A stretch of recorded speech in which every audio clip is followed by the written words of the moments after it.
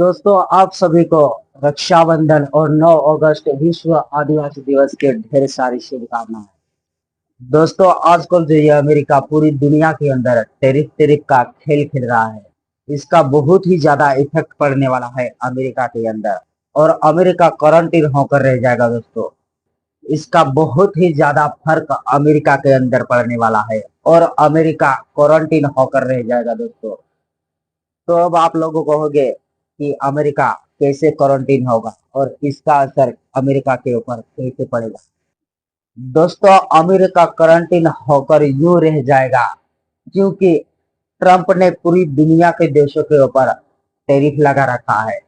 तो वो देश तो दोस्तों, वो देश जो ट्रंप का टैरिफ झेल रहे हैं, वो देश तो पूरी दुनिया के अंदर किसी ना किसी के देश को अपना सामान तो बेच ही देंगे।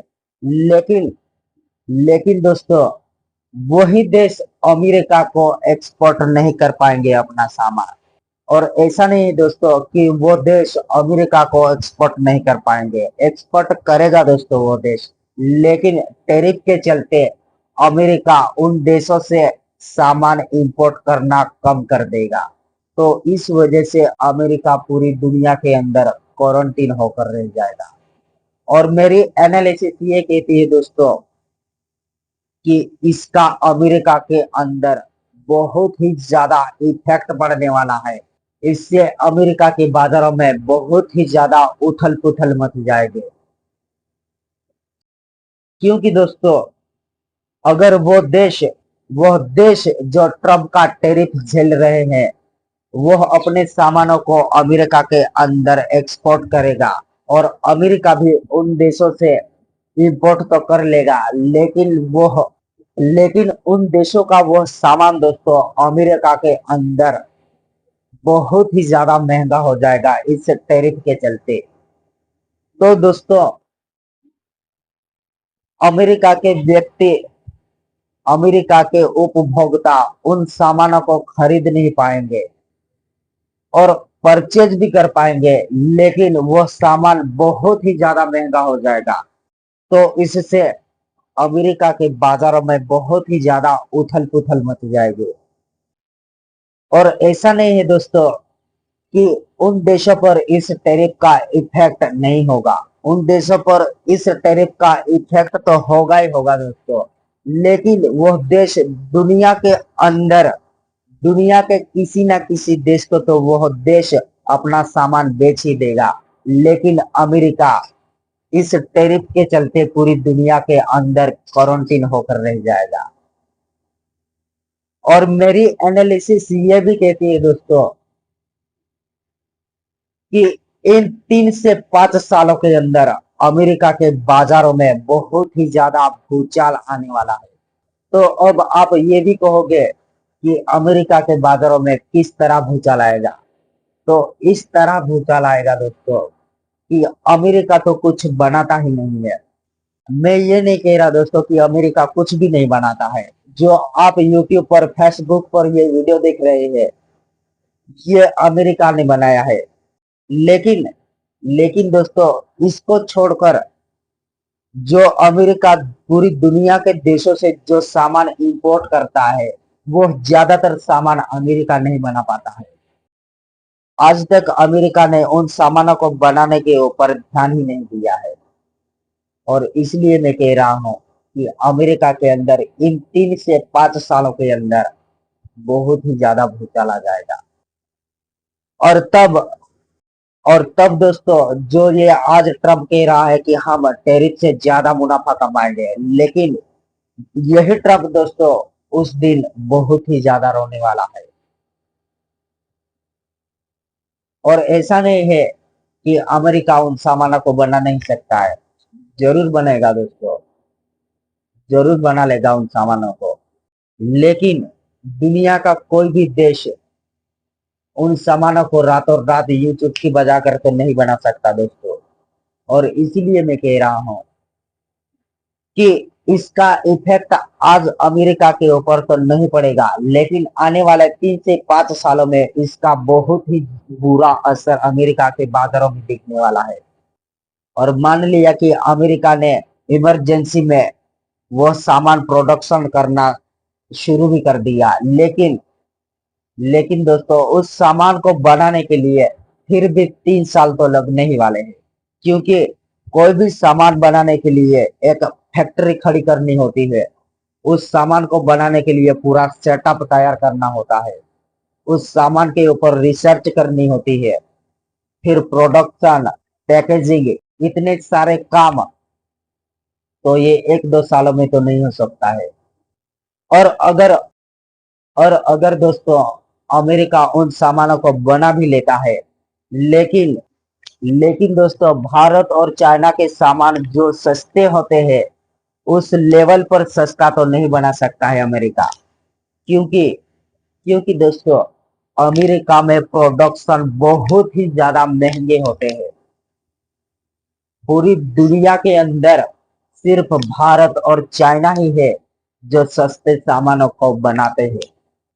अगर अमेरिका उन सामानों को बना भी लेता है, लेकिन वह सामान बहुत ही ज्यादा महंगा होने वाला है, और इससे ऑटोमेटिकली अमेरिका के बाजारों में बहुत ही ज्यादा महंगाई आ जाएगी। और इसलिए मैं कह रहा हूं दोस्तों, और दोस्तों पूरी दुनिया के अंदर कोई भी चीज में यूं चुटकी बजाकर तो चेंज नहीं आ सकता है।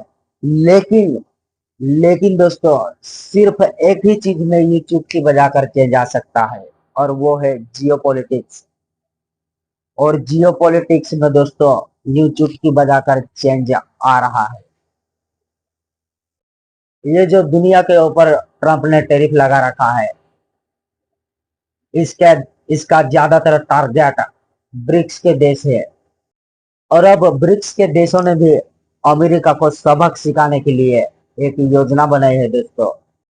और ये योजना अभी मीडिया में तो लीक नहीं की गई है, लेकिन मैं बता रहा हूं आपको दोस्तों, ये मेरी एनालिसिस कहती है कि ब्रिक्स के देशों ने अमेरिका को सबक सिखाने के लिए, अमेरिका को कमजोर करने के लिए तैयारियां कर ली है।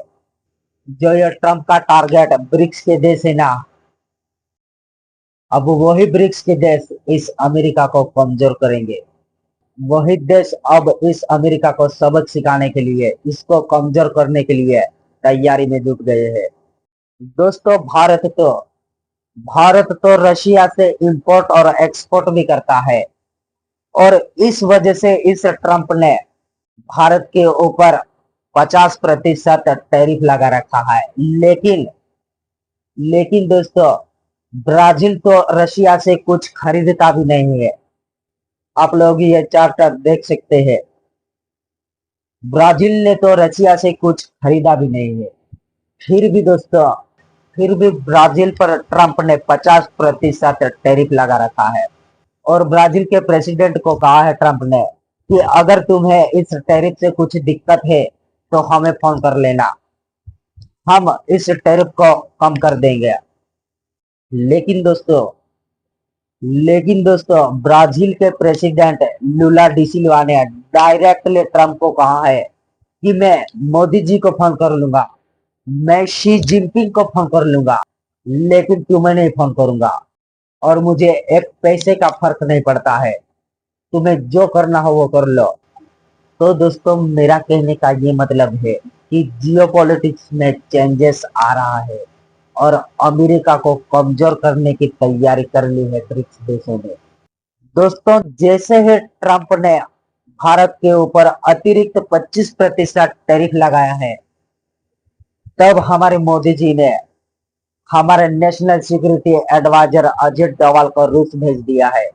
और वहां पर मॉस्को में दोस्तों, वहां पर हमारे अजित डोवाल ने पुतिन से सीक्रेटली बातचीत की है, और उस बातचीत में अमेरिका को कैसे कमजोर किया जाए, अमेरिका को कैसे काउंटर किया जाए, इस पर चर्चा हुई है।